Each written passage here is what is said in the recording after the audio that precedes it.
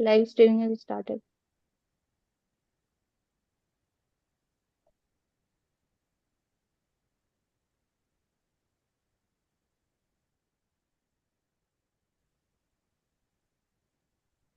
Okay, do you want to let people in? Yeah.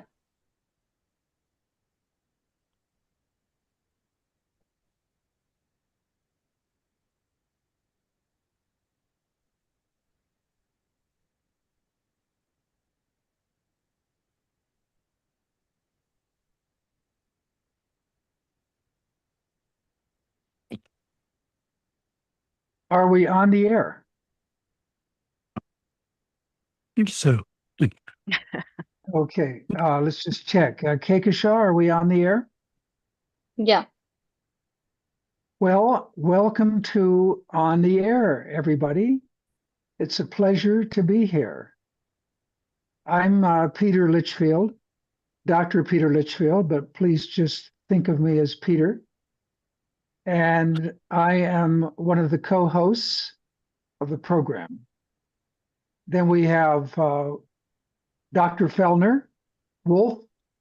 Just call him Wolf, please. Think of him as Wolf.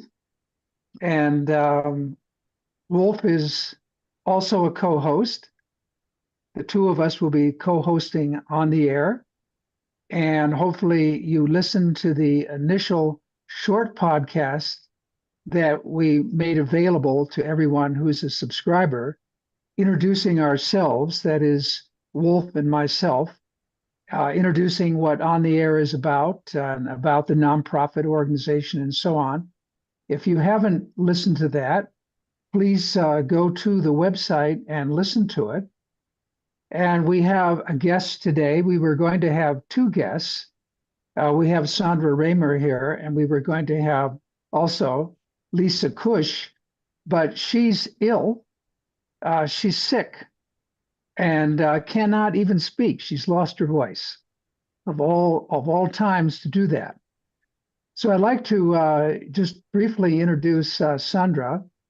Sandra is actually on the board of Breathing Science, Inc. You know, we are, as you know, a nonprofit entity. And she is on the board and with us today, and she will be with us quite often, participating as she can, as she is available. She has a very interesting background. She was a undefeated judo champion for many, many years, won the gold medal in the Pan Am Games. So she's a martial artist as well as a painter artist. She's very well known in her genre, which is fantastic realism. Very successful, accomplished painter. She came from the Pratt Institute in New York. She has a master's degree in fine arts, but then there following, she got very involved in the science of breathing and so on. And she has a master's degree in applied breathing sciences and has been doing this work as a breathing behavior analyst now for almost 25 years. Very, very experienced. She and I have a book together actually on CO2 and how to optimize CO2 for optimizing performance and health. We have quite a number of articles we've written together, so we have quite a history together, and she's made major contributions to the field. So thanks for being with us today, Sandra, as I know Delighted. we'll in the future. Today we're going to talk about carbon dioxide. And that is a large subject. We could spend the whole year talking about carbon dioxide. And this is going to be more conversational than anything else. It's not a lecture presentation, although in the beginning there'll be some of that. There's so many different places we can go with this subject. It's a very important subject when it comes to breathing, carbon dioxide. There are a lot of myths out there and misunderstandings about carbon dioxide. A lot of people believe that carbon dioxide is simply a waste product and that you really need to get rid of as much of it as possible, that it doesn't serve us in any way. A lot of people believe that it's toxic and that it has very negative effects on us, which it certainly can in large quantities, as anything can. Water can have a very powerful effect on you if there's too much of it. You know, we're excreting water all the time, and we're excreting carbon dioxide all the time, too. That doesn't mean that it's just a waste product, the fact that we discard water. Obviously, without water, we wouldn't be alive. This is also true with carbon dioxide. Without carbon dioxide, we wouldn't be alive. We need it. It's precious. It's important. It's a part of who we are, just like water is. So yes, we do get rid of it when there's too much of it, which is true all the time. We're always getting rid of a little bit of it.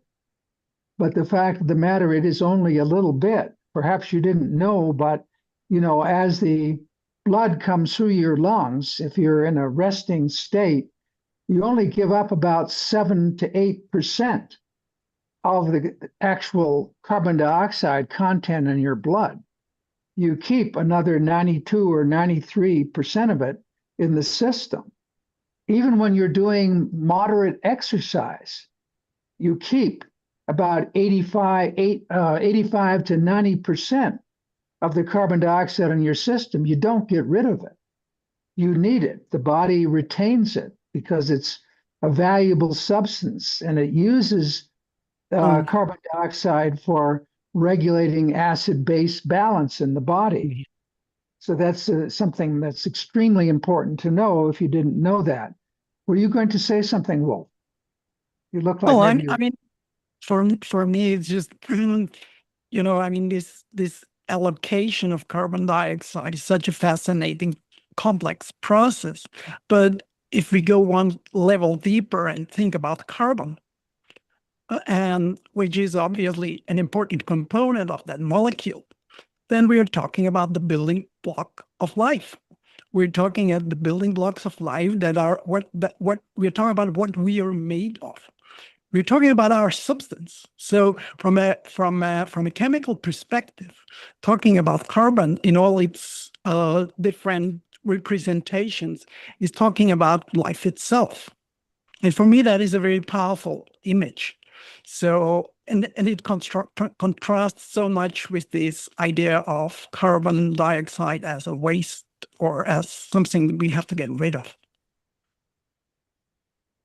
I want just to mention that there's quite a number of articles out there about the negative impact of carbon dioxide on us. You know, we all hear about carbon dioxide in the atmosphere and how it's increasing, you know, the percent of gases in the air that, you know, each gas represents a percentage of the total.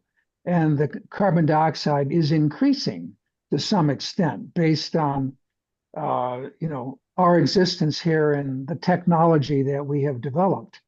And it's distressing to me where I see carbon dioxide discussed in various literatures the way that it is. For example, in the environmental science literature about how carbon dioxide is accumulating in our buildings and in our life spaces, and how this is having a negative effect on us. This is truly a misunderstanding. This is truly about people who don't really understand breathing as a behavior, which is something that we'll get into over the next number of years. That's a huge subject.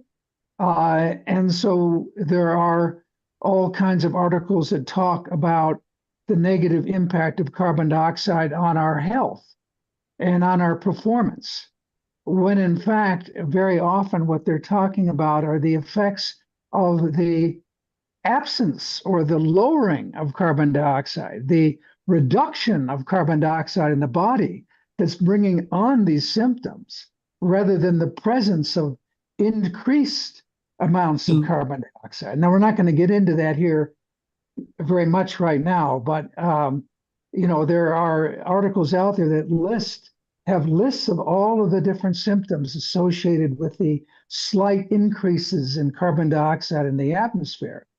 And their explanation is that somehow this carbon dioxide is accumulating in the blood And because of that higher concentration in the blood, we're getting all these negative effects. The fact of the matter is that that simply isn't true. Because, if there's a slight increase of carbon dioxide in the atmosphere, it's so minuscule that the effect on physiology is absolutely meaningless. And the fact is that we have reflexes in our body that regulate the amount of CO2 in the blood at all times. So even if it were true, there were a significant increase in the level of carbon dioxide in the atmosphere from a physiological perspective, even if that were true, the reflexes that regulate our bodies would get rid of it and bring it down to where it needs to be. And we'll mention a little bit more about that as we get into the subject here today. But is there anything you'd Peter, like can to I say? add something? Oh, please go right ahead. Like for me, the crucial point there is you can be concerned about carbon dioxide, increasing carbon dioxide concentrations in the atmosphere. But that does not imply that you have to be concerned about the carbon dioxide concentration in your body. Because there is something in the middle of that, which is breathing, which is the subject matter of what we are talking about here. And I'm teaching in a master's program in environmental science at the Vienna University here, and so I'm working with that subject a lot. So this subject of that humanly induced changes in all kinds of economic and social changes in our atmosphere, and there are reasonable and important concerns. But when we talk about the human body, when we try to understand the role of carbon dioxide in the body, not just in the human body, then we have to know something about breathing, because otherwise we're going to be completely lost. And that makes so much more important this conversation about breathing. And that's what makes so much more important the knowledge and the experience of Peter, who is the expert on carbon dioxide in relation to breathing. And he's going to lead us the way to this very fascinating chemical aspect of breathing. Yeah, we don't want to get bogged down in the weeds with all the details. So we just want to stay on a level that's interesting and understandable on the part of anybody out there. But one message, I'm going to just show you, give you a little bit more information here with some slides I have. But what's really important to understand is that you are not being threatened in any way by accumulation of carbon dioxide in the atmosphere. Basically, if you increase the concentration of oxygen in the atmosphere, that doesn't reflect the carbon dioxide level in your blood. Now, what's in your blood is another story, and that is regulated by the reflexes in your body. So let's look at let's talk about some basics here. I'm going to show a few slides here. I have maybe 6 slides, something like that. So here, let me just share my screen.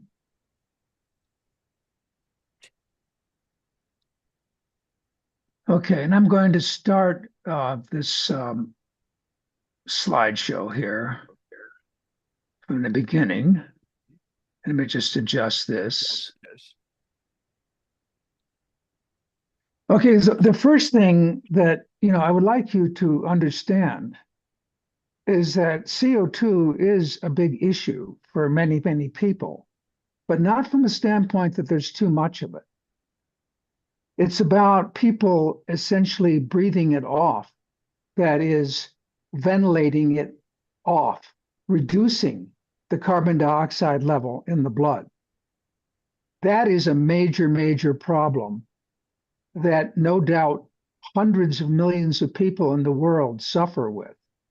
They suffer from too little carbon dioxide in their blood, not too much. There are some people who underbreathe, for example, or who are suffering with diseases of various kinds and have developed habits where they're not getting enough oxygen and carbon dioxide is building in their systems. But this is not not counting the people who have lung disease and other kinds of organic issues. Underbreathing or essentially accumulating too much carbon dioxide is really rare. This is not a common kind of a thing. Carbon dioxide in most cases is about a deficit.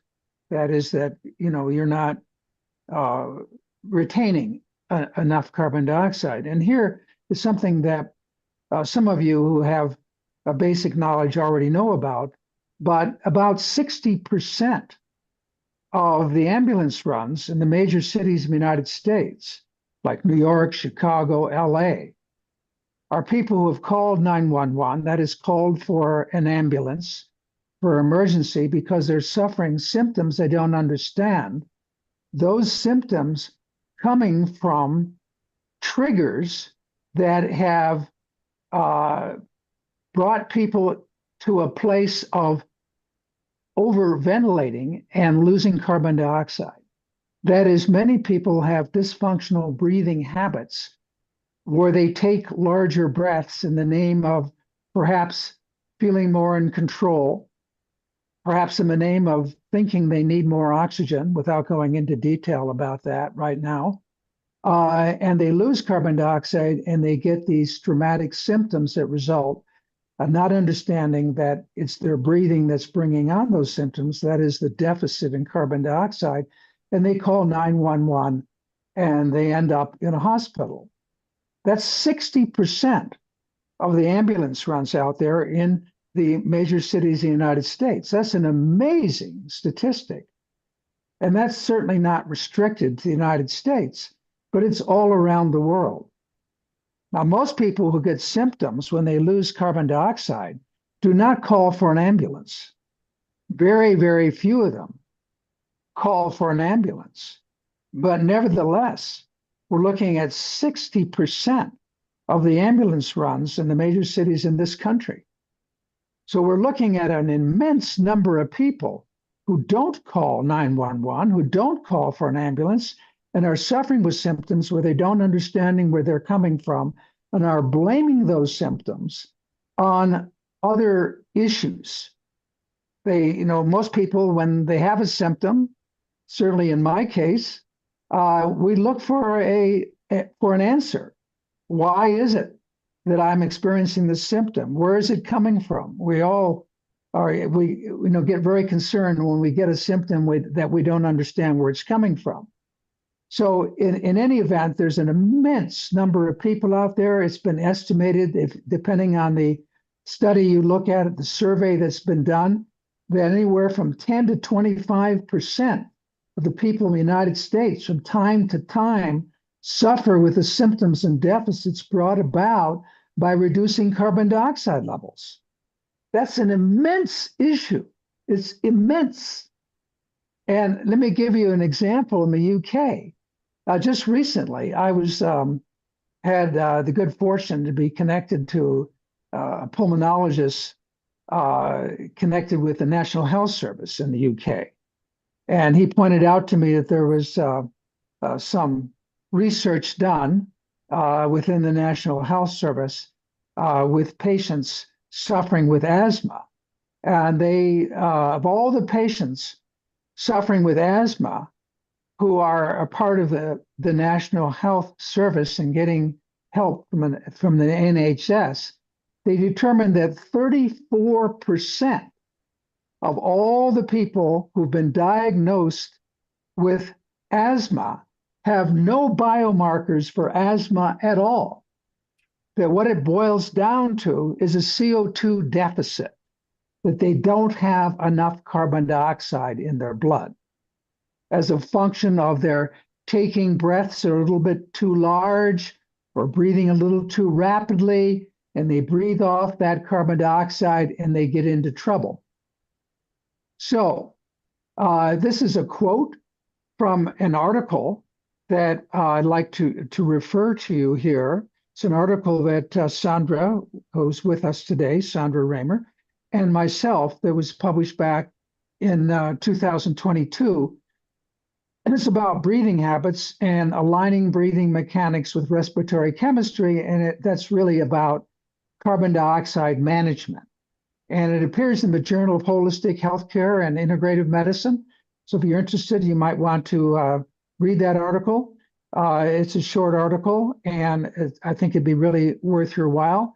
And this is a quote from that, and I'm going to read that to you. So it's a kind of an overview of what I just said. Statistics suggest that millions of people worldwide suffer with the profound and misunderstood symptoms and deficits brought on by overbreathing, that is, losing CO2, that is, breathing habits that lead to a CO2 deficit, which is known as hypocapnia. Hypo, too little, capnia, CO2. Surveys suggest that 60% of ambulance runs in the major US cities are a result of acute symptoms brought on by hypocapnia. That's a quote from Bob Fried. That's where that information comes from. It's not a quote from Bob, but it's where we got that information, is from Bob Fried's work. Unfortunately, these kinds of dysfunctional habits are rarely identified by healthcare practitioners, and their effects mistakenly attributed to other causes, like too much carbon dioxide in the atmosphere. And their resolutions prescriptive in nature, where focus is on symptoms rather than on the causes. Okay, like for instance, drug prescriptions that are handed out for symptoms associated with hypocapnia. This is the equation, very simple. We're not going to go into any detail. It is just for something for you to understand that acid-base regulation is all about carbon dioxide. And this equation is, for lack of, to make it simple, we just call it the HH equation. It's really an equation named after two researchers, Henderson and Hasselbalch, from many years back. And the equation simply says the pH of your blood, or the pH of other fluids in your body, like lymph fluids, cerebral spinal fluid, and interstitial fluid, that is all the fluids that surround the cells in your body. The pH is regulated in accordance with this descriptive equation, where you're looking at the two terms there. pH equals HCO3, that's bicarbonate, and the brackets mean concentration. So pH equals the concentration of bicarbonates in your blood divided by the concentration of CO2 in your blood. And that changes from breath to breath, literally. That bicarbonate, the HCO3 that you see there, that bicarbonate is regulated by the kidneys. And the carbon dioxide concentration is regulated by your breathing. So as you change your breathing, you change the carbon dioxide concentration and you change the pH. Now, this equation is regulated by reflexes. So you don't have to do it. And it's regulated very, very specifically. It's extremely, precise. The problem is that we get in its way.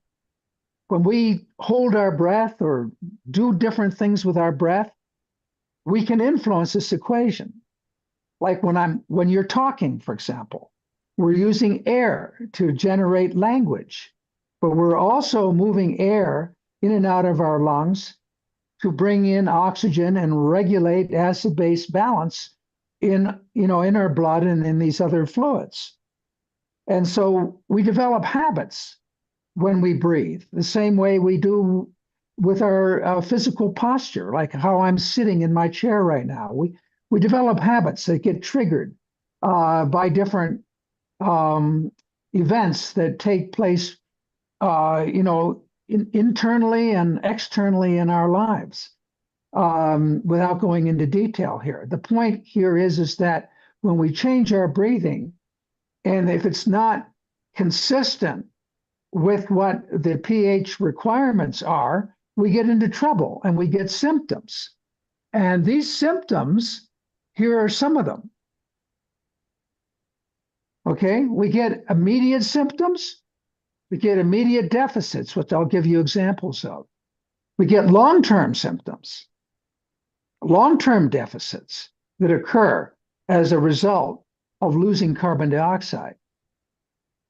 And these changes in the pH in the blood can trigger symptoms brought on by other kinds of problems that we deal with. Like if you do have asthma and you lose carbon dioxide, you'll get constriction of the bronchioles, and as a result, it will exacerbate the asthma symptoms.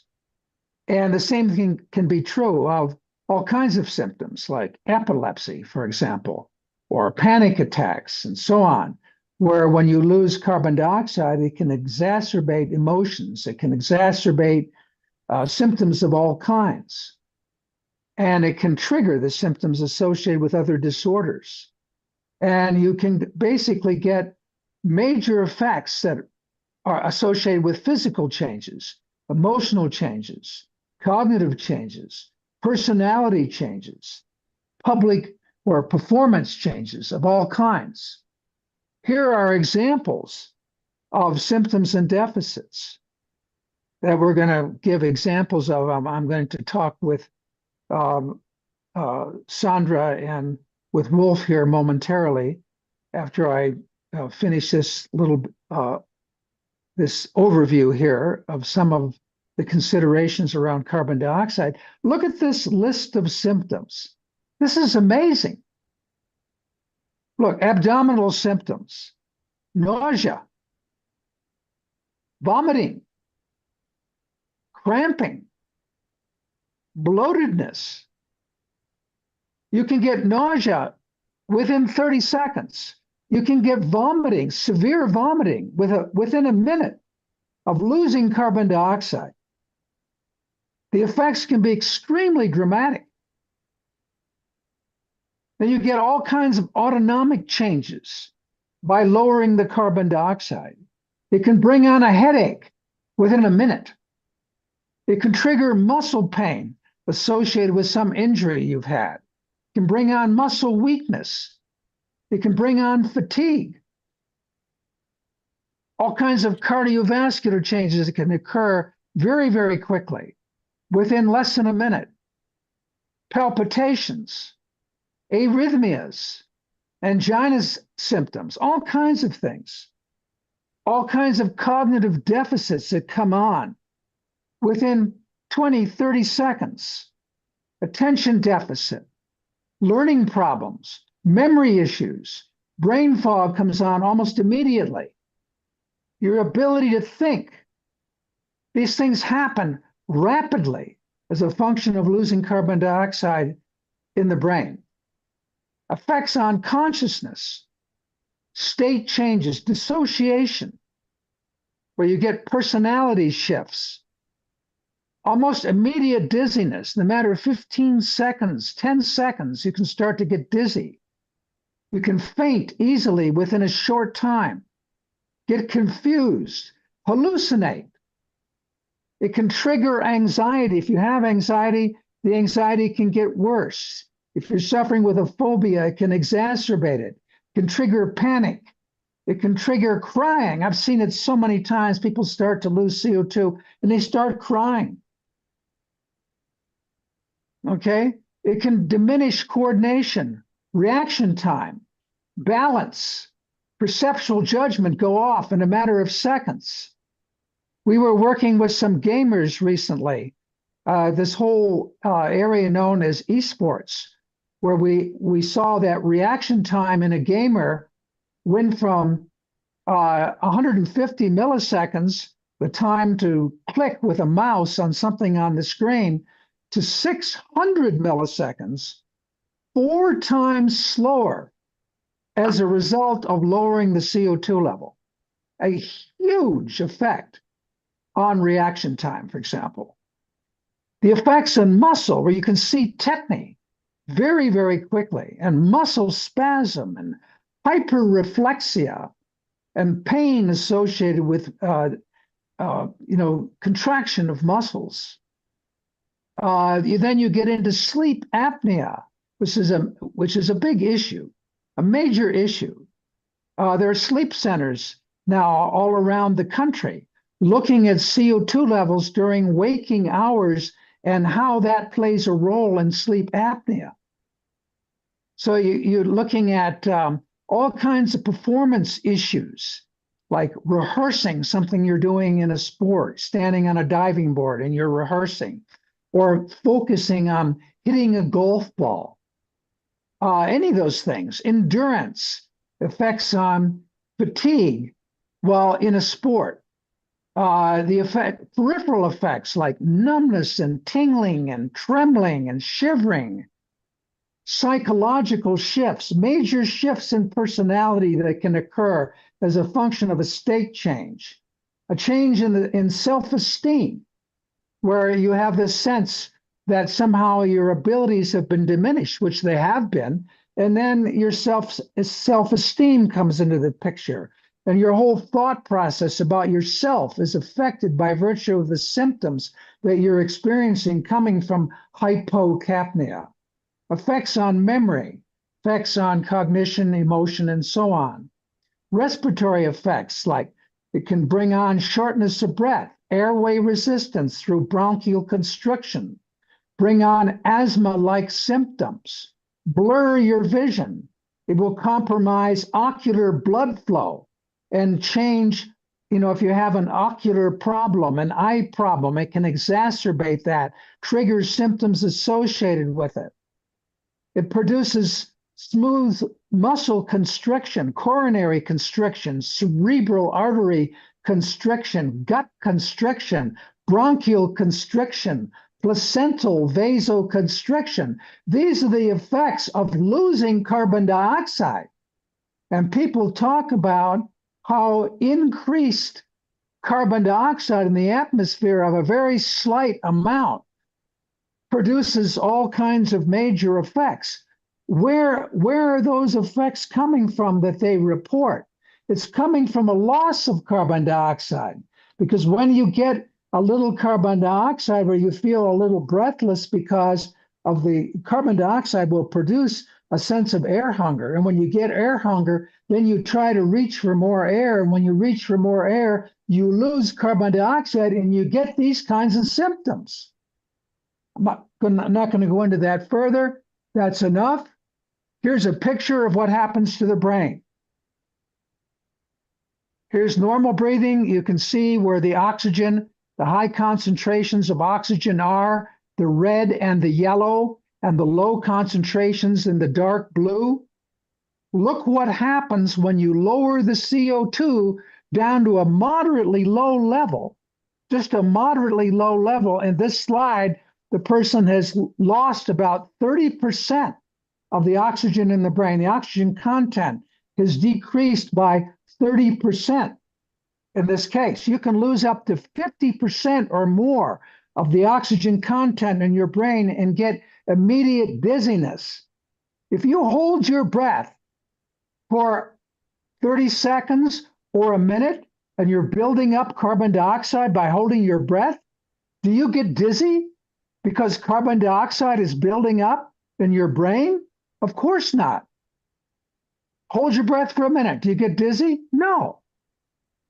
If you overventilate and breathe a little too fast or take breaths that are a little bit too large, you get dizzy almost immediately.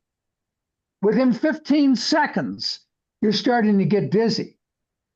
It's the carbon dioxide deficit that's bringing about that constriction of the blood vessels in your brain. So now you're suffering with an oxygen deficit. I'm not going to go over these, but this is a list of some of the physiological effects of a loss of carbon dioxide. Look at that list. Here are 20 different effects right here in this slide. Here are 20 more effects on physiology. Many of these effects are immediate. Some of them are long-term. If you ventilate long-term and you chronically overventilate, there's all kinds of other things that happen, like it can bring on and contribute to chronic fatigue, for example, which I'm not going to go into here. So I'm going to close this off and let's, I'm going to stop sharing my screen. And why don't we talk to Sandra and Wolf about some of their work and working with people who have carbon dioxide deficits that come on from time to time. Why do they come on? Because there are triggers for bad habits, where people, for example, develop a sense of air hunger, like claustrophobia is a kind of air hunger. When you feel claustrophobic for whatever reason, and you start to take larger breaths because you get air hunger, you get into trouble right away. And that's the foundation of a lot of bad habits we develop around breathing where we lose carbon dioxide. Wolf, you want to maybe give us some examples in your work of working with people who play musical instruments or who sing or who are involved in the music industry, for example, or whatever else you've been doing? Well, I was thinking that the separation of looking at looking at breathing whilst ignoring CO2 is something that is so common. If, for example, if you think of this whole idea of working with the nervous system, working with the vagus nerve, working with, what HeartMath, for example, is doing, or, a lot of people follow coherent breathing protocols. And I very often a lot of clients come to me and in my intake forms, I ask them, do you do any breathing exercises? And they say, also the musicians say that, but also other people who have, been curious about breathing and have done whatever kind of, Google search or whatever on breathing, and they come across coherent breathing, or they come across whatever techniques, Buteyko techniques or other techniques that where the instructions don't talk about the relevance or the possible implications on CO2. So we are dealing with a phenomenon where we are dealing with practices and techniques that separate breathing from CO2. And then I ask them to show me what they do and how they do it, and I monitor them. And very often, what the results are is that their idea or their instruction or how they implement that simple, somehow simple, but at the same time complex intervention or technique leads to reduction in carbon dioxide levels. So they're trying to do something good for themselves, and there might be, and there very often I measure a positive effect on the nervous system because I simultaneously measure HRV. But the effect on the chemical dimension of breathing is negative, and you don't want that. So I go with them or work with them through the awareness of the connection and the importance of looking at CO2 and breathing mechanics, which is the breathing rate or the breathing depth or the involvement of the diaphragm or the chest or whatever it is, in conjunction. And they realize that the result of the experience completely changes. So for me, that is just an example. And Peter, I could use a lot of specific examples of specific clients, but this is a general thing that I have observed that goes far beyond individual clients, that for me highlights the problems that are brought about by ignoring these this looking at this by this connection between the chemical effects of CO2 and breathing. So it's not just, in the literature, in some academic literature about the effects of carbon dioxide, increased atmospheric levels on our bodies. It is also from the field of breathing, people dealing with breathing.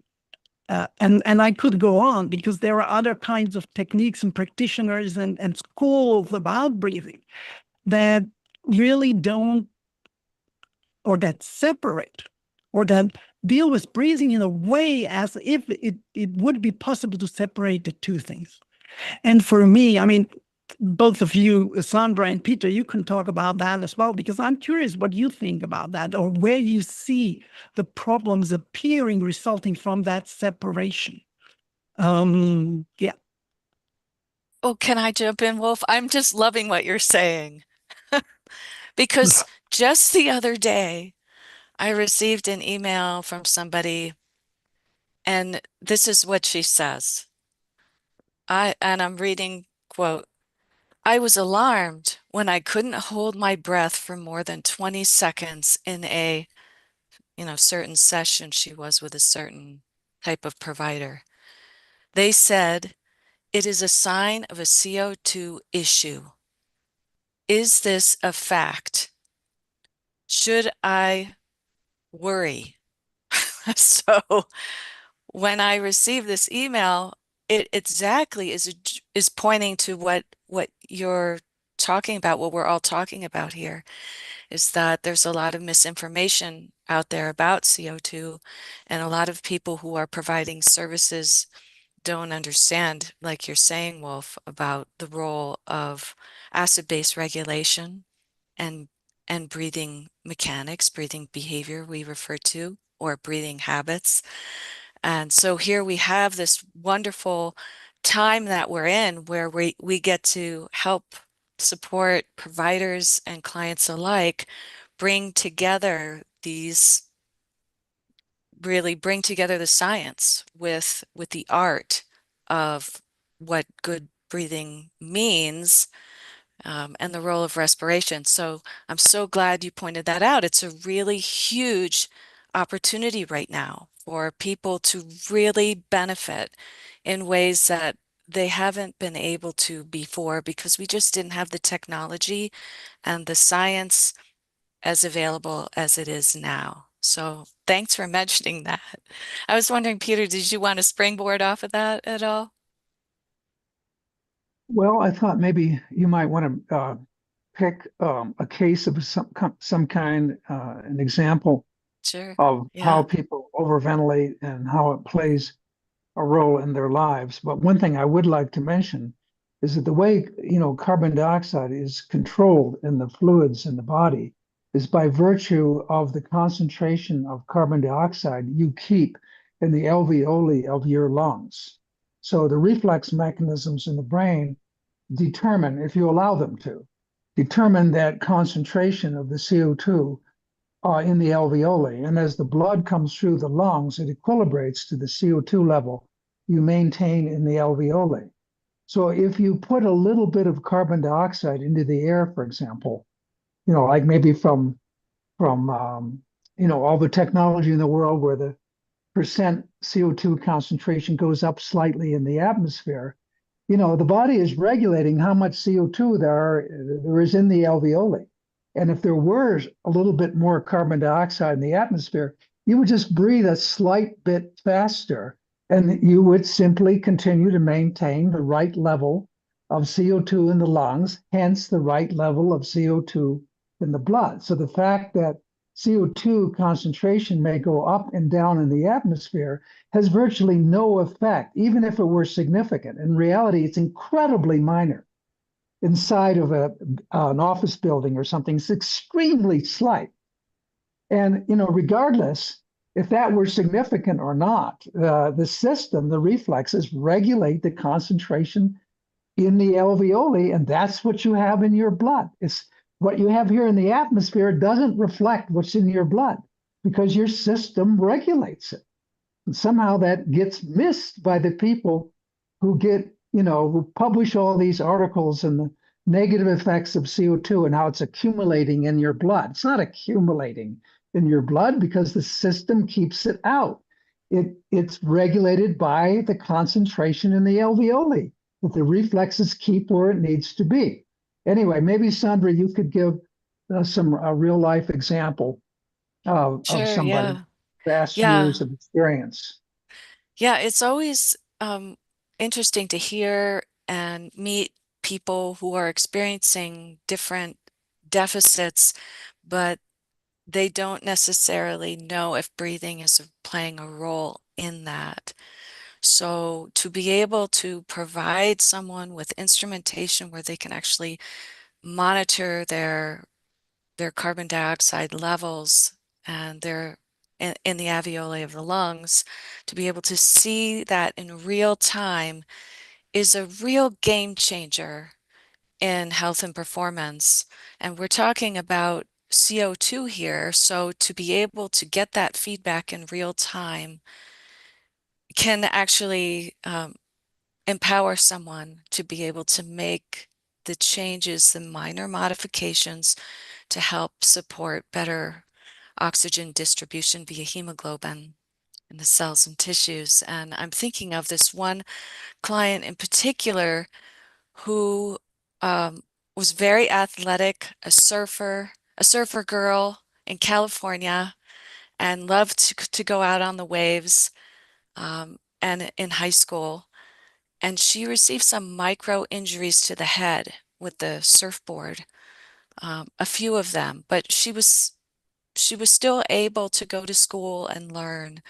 But after those injuries, she found that she was having difficulty sleeping, and it got to the point for her that she was unable to do any physical activity.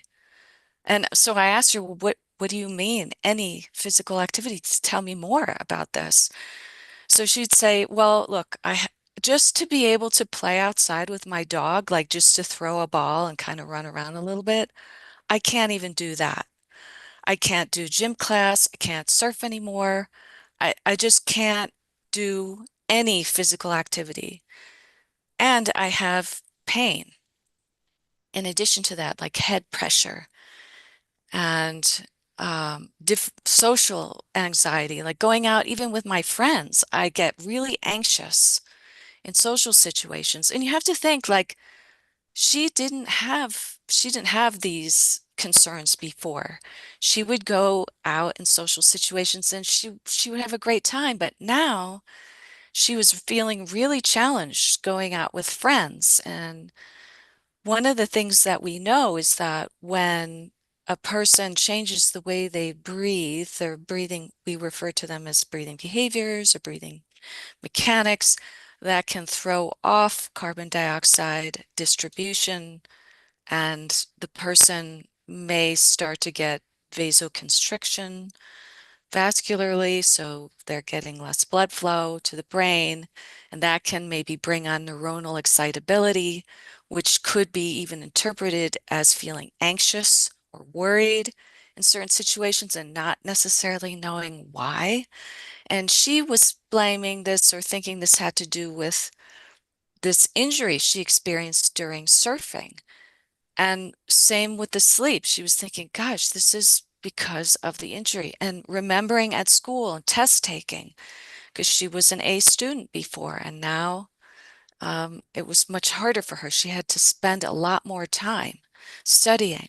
And also just, this is a young person, and here she is getting breathless outside, just throwing a ball for her little dog who's running around all excited, wanting to play. And now she can't even do that. So this also affected her mood and concern about why can't I perform like I used to? So somebody this young who didn't have any physical ailments prior now is really struggling with getting enough air and feeling breathless.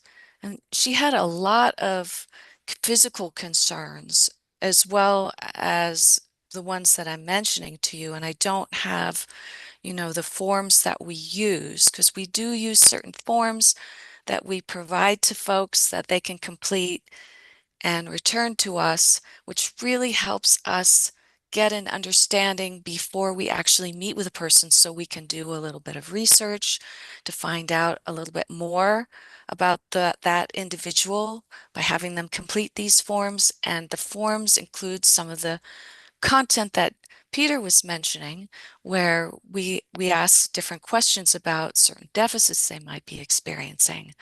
And those deficits could very well be brought on by overbreathing or CO2 deficit, or something having to do with breathing habits that are then blamed on a physical ailment, which is what Wolf was pointing to earlier about how there are these separations between,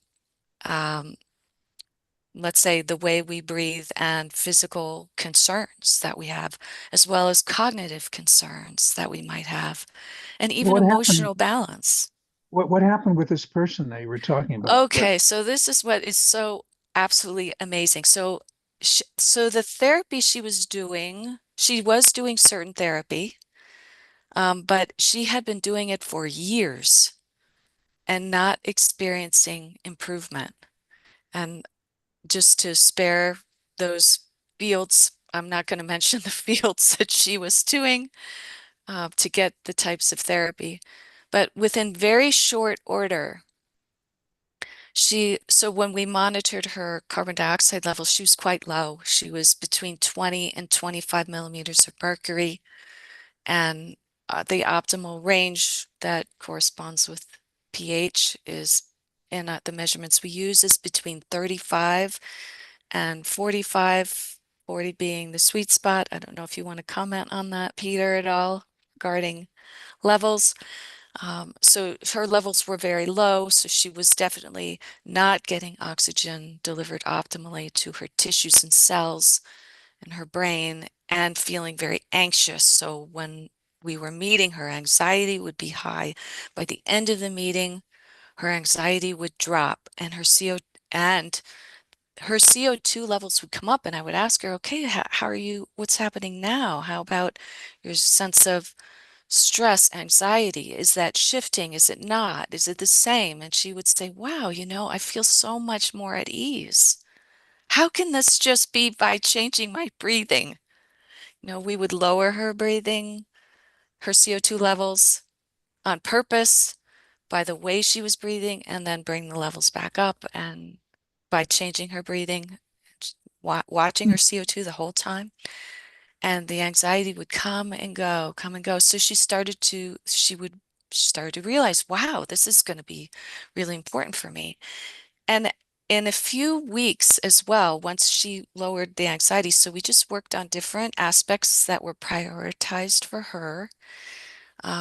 Within very short order, I'd say within 3 months from not being able to run or play at all, she was able to run 4 miles a day.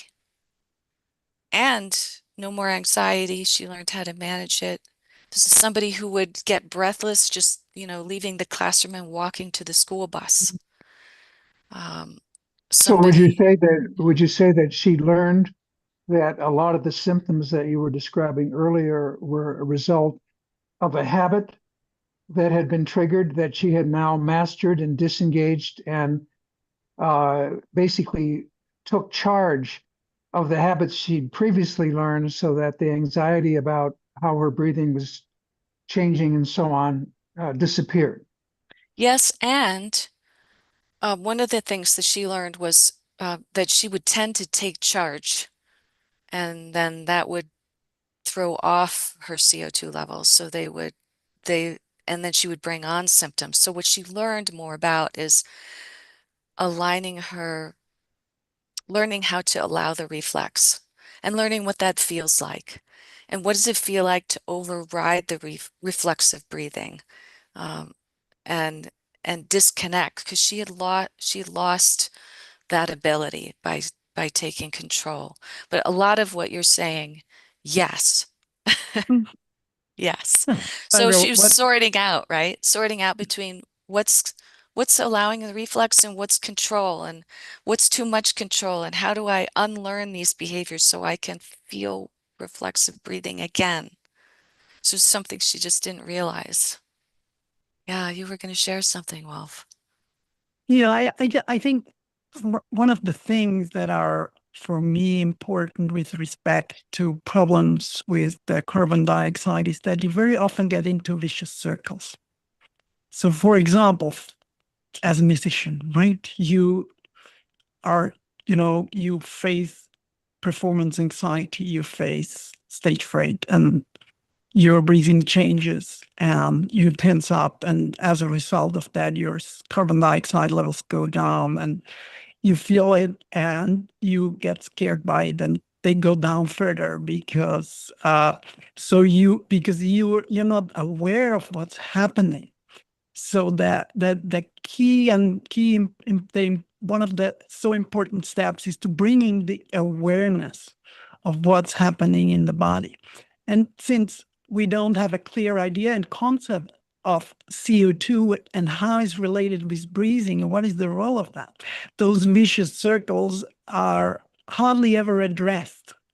And for example, this is such a good example in sports. People who they don't run, they don't do any kind of sportive activities because they don't feel comfortable, because maybe they lower their CO2 levels and they feel that in that situation where they need to physical strength, they're depleting their resources. They're feeling it so hard.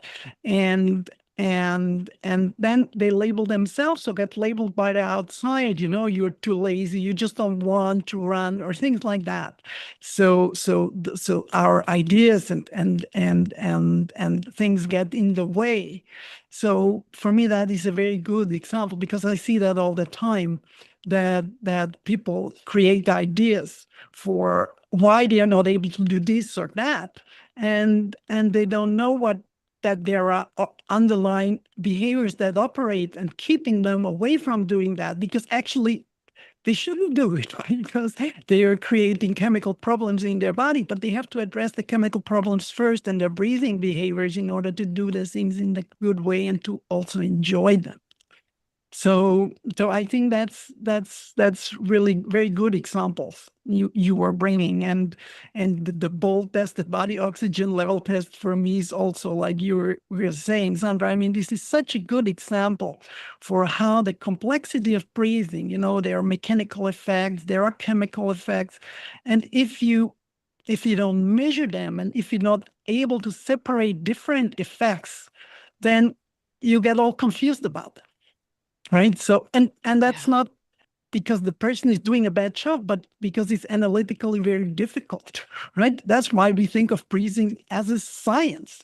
Right. Because it's not something that is very obvious or very simple or straightforward.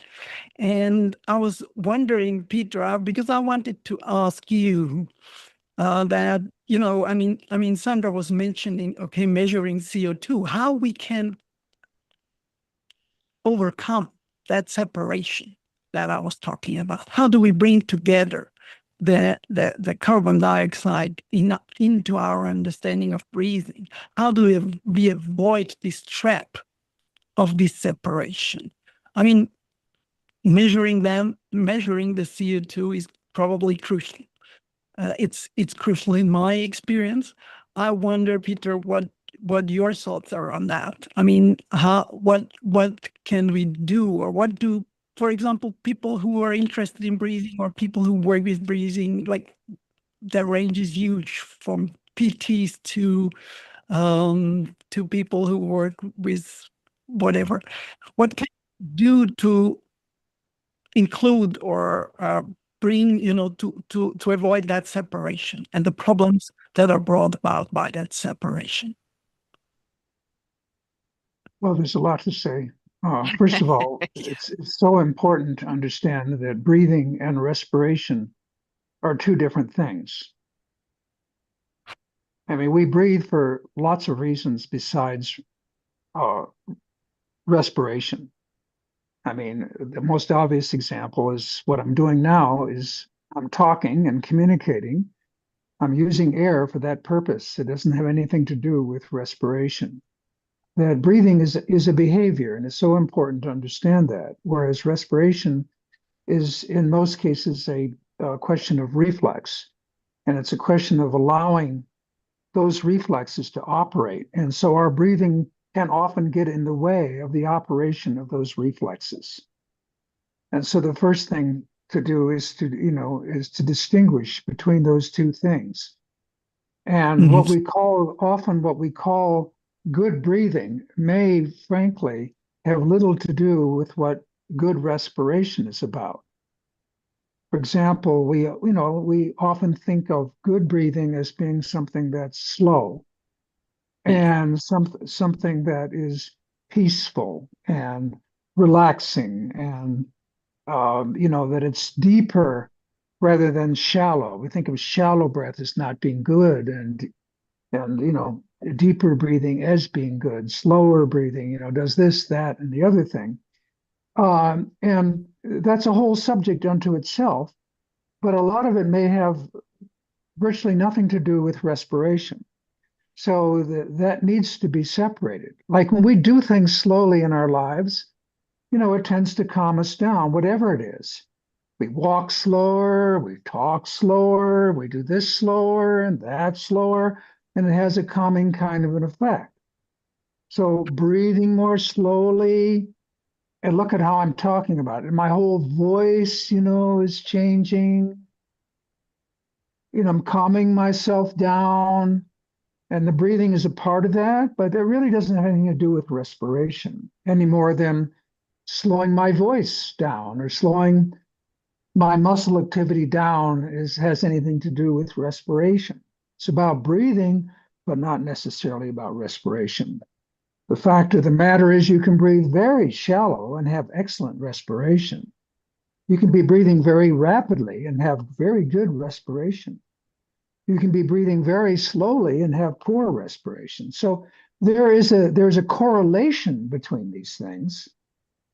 Like, if you look at people who are breathing slowly and in a relaxed kind of a way, they're less likely to have, during that particular moment, to have a CO2 issue than someone who's breathing fast and shallow. But it's the good or bad respiration isn't directly related to the mechanics here. It's just statistically speaking, people who worry about air or who are anxious or feel claustrophobic are going to breathe faster and take charge of the breath and get more involved in the breath, and hence be more likely to be overventilating than someone who's just kicking back, not reaching for straws to try to control things, including the breath. So statistically, there are all kinds of breathing mechanics that are correlated with poor respiration and others that are correlated with good respiration. But it's not a cause and effect. It's a correlational thing. And it is, unfortunate that people will draw conclusions based on these correlations. Now, in terms of the respiration and its measurement, ultimately, there's no measurement required because your body measures it. Your body knows exactly what to do. You don't have to measure a thing. It's a question of allowing the system to do what it knows how to do. And it's an incredibly magnificent, miraculous system that will regulate you if you let it do it. You don't have to measure anything or do anything. And then if you can get in touch with it so you know what it feels like, if your respiration starts to be compromised, that you know it by the symptoms that come on.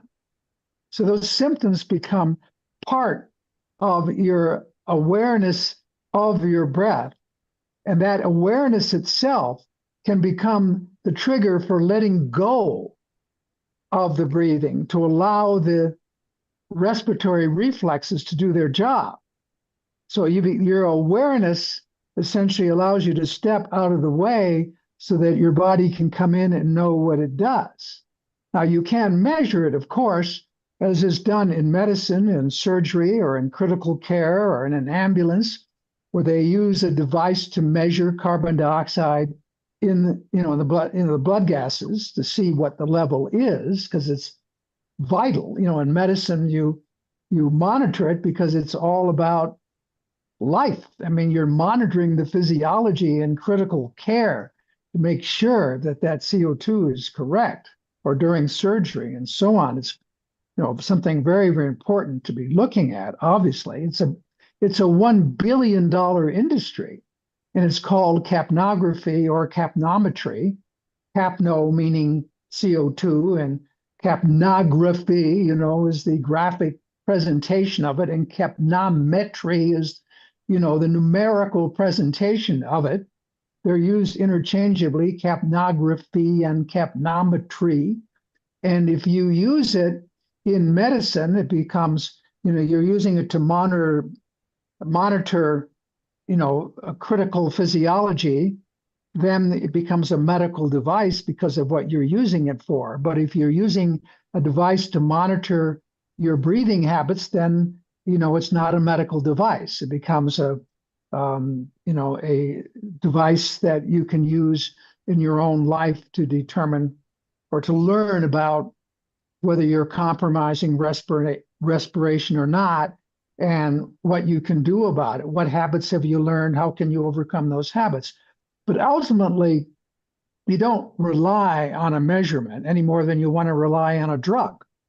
You don't want to rely on something external to yourself. You want to self-regulate. So your system does the job. It's not about coming in from the outside and treating yourself. Being your own doctor is only an interim solution. It's self-intervention.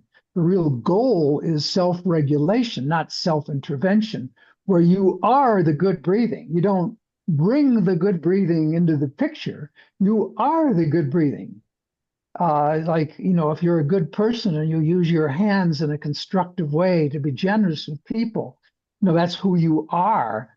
It's the same thing with the breathing. You want to be the breathing that is self-regulating. So it's not about using it to manipulate yourself. It's about making it part of who you are. So the measurement, if there's measurement involved, it's for some specific purpose you have in mind, like identifying a habit and then overcoming it, or monitoring it during surgery to make sure, the CO2 level is correct, and so on. So the measurement is something that can be very helpful to us for learning and for even saving someone's life. We can do interventions to bring the CO2 level up when necessary. It's going down, and now you know how to step back and allow it to come up. So measurement is useful from that perspective, but not from a living perspective. From a living perspective, it's part of who you are, where you self-regulate. And that's what we try to do in our work, to bring clients to that point in their lives, rather than using breathing just as a technique to accomplish something. We want people to learn breathing that's consistent with optimizing respiration, so the body can do its acid-base regulation that needs to take place from moment to moment as we circulate blood to where it's needed in the body. And that's based on the shifting of the carbon dioxide. That's how blood is moved around, where you get vasoconstriction as a result of higher levels of CO2. You get vasoconstriction, you get production of nitric oxide, so that you get blood flow where you wouldn't have it otherwise because of the presence of the CO2. The CO2 essentially brings about that distribution of oxygen into the right parts of the body. Anyway, so measurement is helpful, but it's an interim kind of a thing that we do. Yes, can I comment on that? Please. I'm really appreciating how you're talking about measuring as an opportunity to help us learn about our physiology, because as we know, we all habituate to certain habits and behaviors. It's not only our personality that will get used to or habituate, to certain activities or ways of being. It's also our cells and tissues and the way and our chemistry, right? So being able to have feedback because we are in relationship to our bodies, our personalities are in relationship not only to our bodies, but to each other and the way we respond in the world. So to get feedback that really helps us align with optimizing how we can experience being embodied, so that we can live our potential in the world, and understand and learn more about ourselves and how we respond to each other, how we're perhaps triggered by our own thinking or someone else's thinking.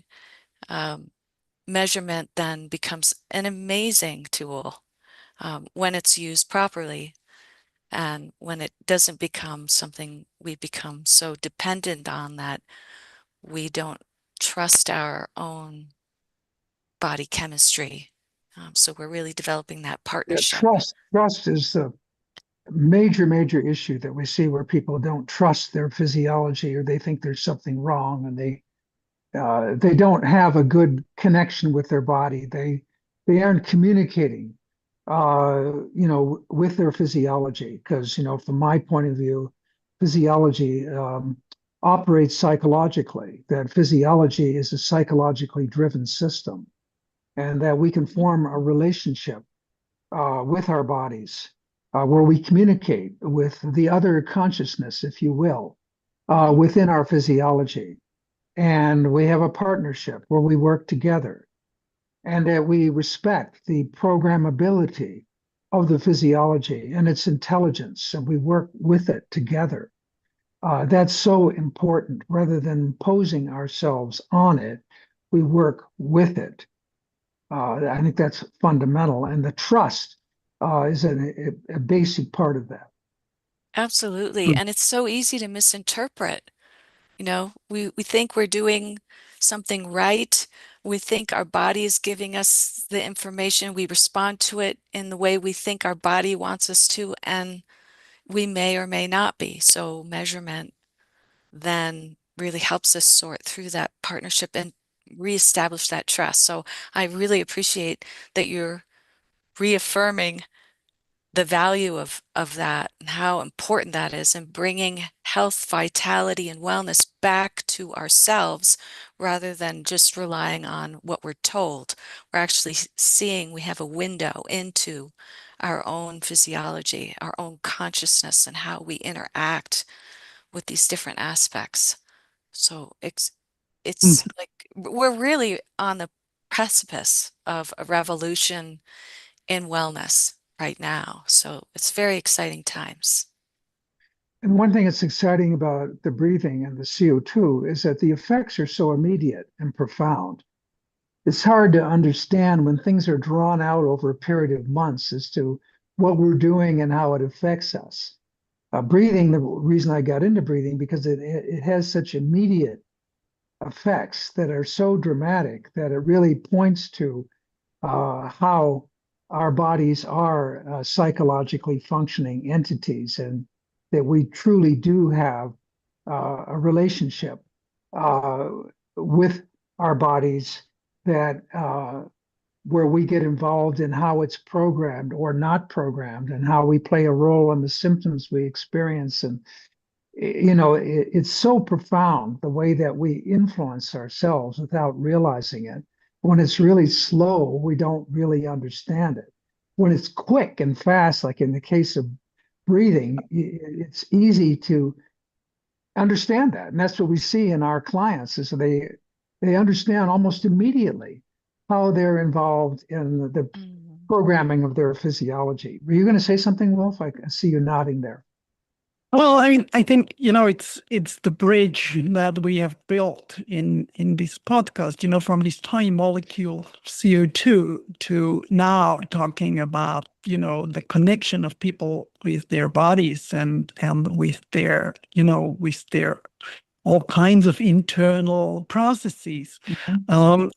And you can go beyond that. I mean, like in ancient Greek, it was for them, the diaphragm, the main breathing muscle, was the location of the soul.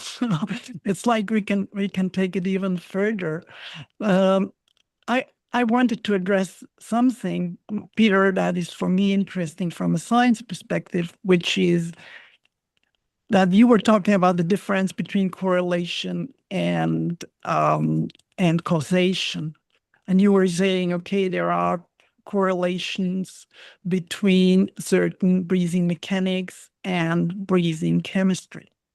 And that reminded me of something I've come across, and that, was very irritating for me. Now, what I see, on the internet or somewhere, that people they make claims about, breathing practitioners. They make claims about their scientifically proven breathing techniques they teach or they work with. And given all that has been said about the complexity about breathing and respiration and the connection between respiration and breathing, what do you think about those claims? Can somebody say that a certain intervention, a certain type of breathing technique, a tool that might not look at respiration at all, has any kind of scientific meaning, or can be, sustained by science? And how, because I mean, this is to sustain a claim and to pretend, a certain kind of quality level and so on and so forth. So how can we inform people, our listeners, our viewers, about what they can, what they should look out for, what they should, how they can identify where they can work with their breathing in a way that takes into account respiration in a proper way?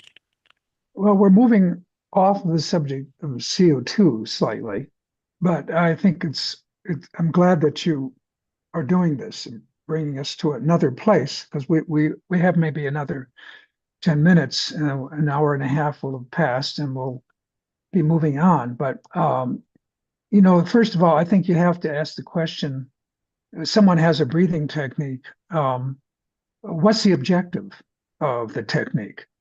What are you trying to accomplish, and what are the mechanisms that you're addressing? So much of the work that's done out there simply is separate from the subject of respiration. It's all about breathing, and very little on the subject of respiration. There may be reference to it and all kinds of assumptions that are made about the respiration that might be associated with a particular technique that someone's introducing or talking about. And it's important, I think, for them to distinguish, say, look, I'm not talking about respiration here. I'm talking about this. What is it that they're doing? Like, say, box breathing. I mean, what is the intent of it? What is the objective of it? And is that objective being addressed in a meaningful way? It's important to make that division. Like, for example, in some breathing techniques, say holotropic breathing, the idea is to lose CO2 on purpose. And Right. because when you lose the CO2, you get an oxygen deficit in the brain. That's what they're trying to do. Great. I mean, that's scientific. It's based on knowledge that we have, and you're trying to create bring about a reduction of blood flow in the brain. Well, why are you doing that? You have something else in mind. What you have in mind is trying to create an altered state. And in that altered state, you may be able to access different parts of yourself, psychologically speaking. On the other hand, you can avoid parts of yourself. You can access and you can avoid. Because what you're doing is you're creating a state change. And when you create a state change, you are in essence accessing a different part of who you are. It's like you drink alcohol, you take a drug, you get a state change, and you get behaviors that are associated not simply because of the drug, but because of the state change itself, where you feel disoriented. And when you feel disoriented, it may make you feel giddy and humorous and become talkative, and so on and so on. So you get these state changes that occur, and that may be the objective of the breathing technique. Let's get a state change and see where we can go with it. And that's fair. That's good. You've informed your client, as your person you're working with, as to what you're doing, or maybe you're working together in a group, and everyone knows what you're doing and why you're doing it. And then once the CO2 level's down, then you have to help the person get it back up. And that's not so simple, because people can go down and the CO2 level drops and they get trapped there and they get all these symptoms and they're uncomfortable and they don't know what's going on and they need help to get it back to normal. Because once it's down and people start struggling with the symptoms, they get into a vicious circle that Wolf was talking about. Okay, so again, going back to what you were talking about, Wolf, if I'm talking to someone about what they're up to with the breathing they're doing, my question number one is what is the objective? And how is it do you believe that you're moving towards that objective? What are the mechanisms involved in reaching that objective? Like the one I mentioned, the mechanism is to lose CO2. The technique is to lose the CO2, and the mechanism has to do with vasoconstriction in the brain, which restricts blood flow and oxygen and glucose so that you can get a state change. And so I would want to know the details. And then what do you do once you have the person down there and now you have the state change? Then what do you do? I'd be interested in knowing. And then how does the person benefit, and so on and so on? And how do you deal with it after the fact, et cetera? Mm-hmm. Any comment? I think, Sandra, do you want to comment? Well, I mean, just Wolf, when I hear your question, I immediately go to measuring. I mean, it's like measuring, and then in addition to that, really understanding how to interview and navigate behavioral changes to help support somebody through that process so they don't reinstate a challenge that could be perceived as very difficult for them, where they may not even want to proceed. And we're talking about carbon dioxide here, and Yeah, and because the importance of when carbon addressing. dioxide levels change to such a degree where you get that state change, then you can get in trouble. You can get in trouble. I mean, what I've learned from that, from what you were saying, is like, okay, you can make all kind, you can, the legitimacy of a technique or of a method does not have to be under question. But in order to carry it out in a proper way, you have to be aware of respiration. You have to take the CO2 into account. I mean, that's what you say when you say, okay, if the person after the holotropic breathing doesn't come up by itself, then I have to help that person to bring back their CO2 levels, right? I haven't seen that, honestly. I haven't seen that carried out in any No, way. I haven't either. Mm-hmm. So I don't for even me, hear it discussed. I don't even hear it discussed. Exactly. So I think it's a very interesting and good example for the crucial importance of CO2 for that method and for that tool. And at the same time, the lack of and absence of the awareness and the reflection on it. So I think it's in order for a method, maybe that could be a conclusion for me, right? So that say, okay, in order for me a method to claim some scientific meaning, having a concept of breathing and knowing the relevance and importance of respiration for breathing is to bring that into the picture and be aware of what you expect and what you not expect, Exactly. and what you do with it when things go,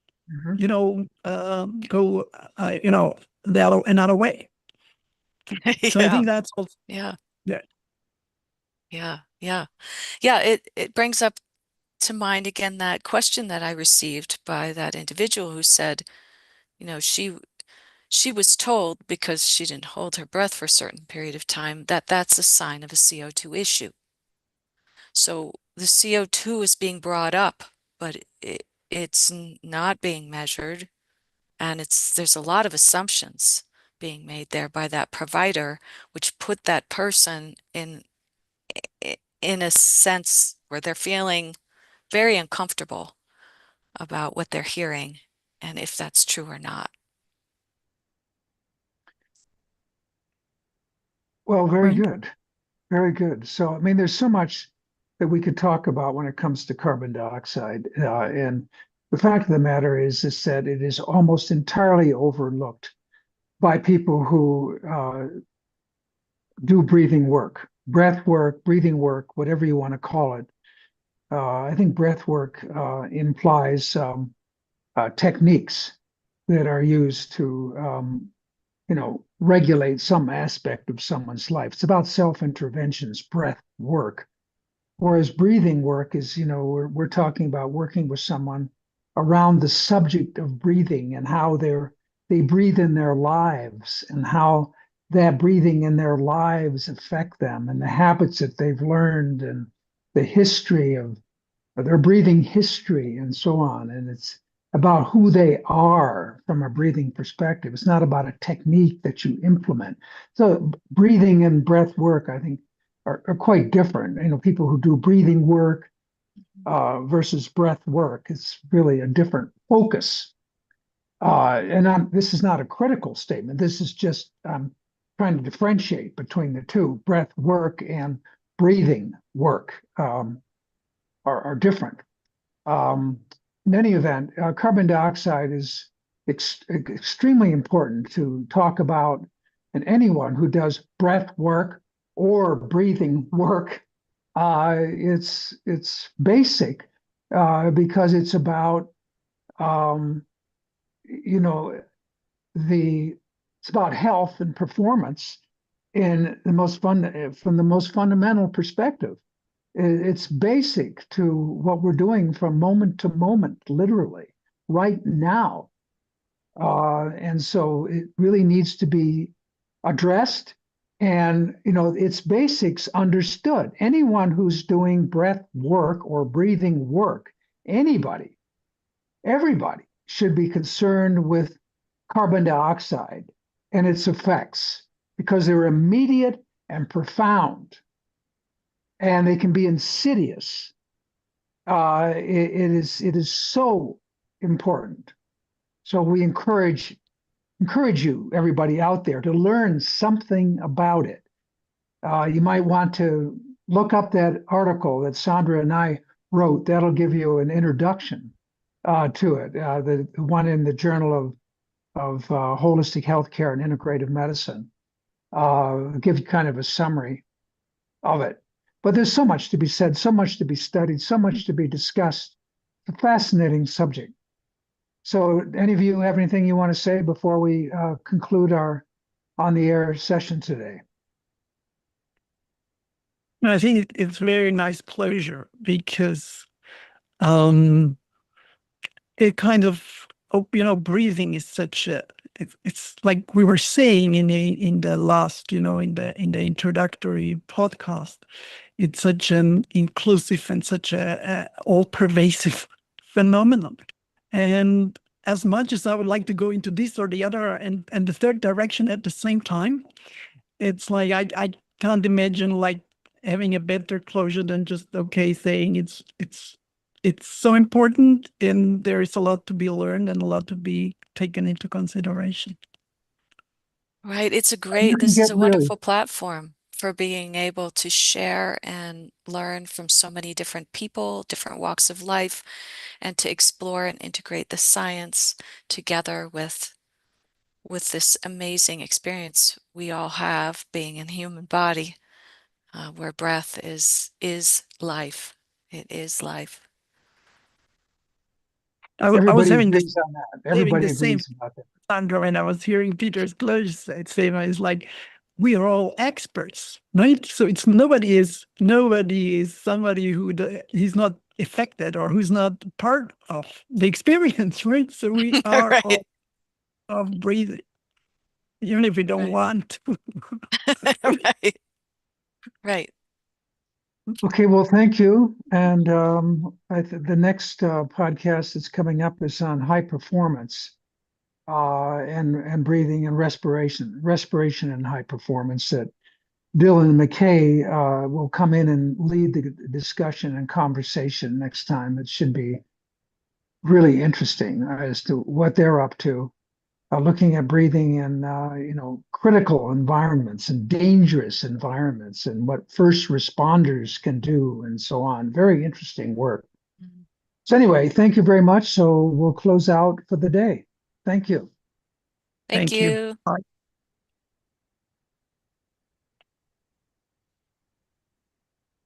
So Kekisha, you want to close us out?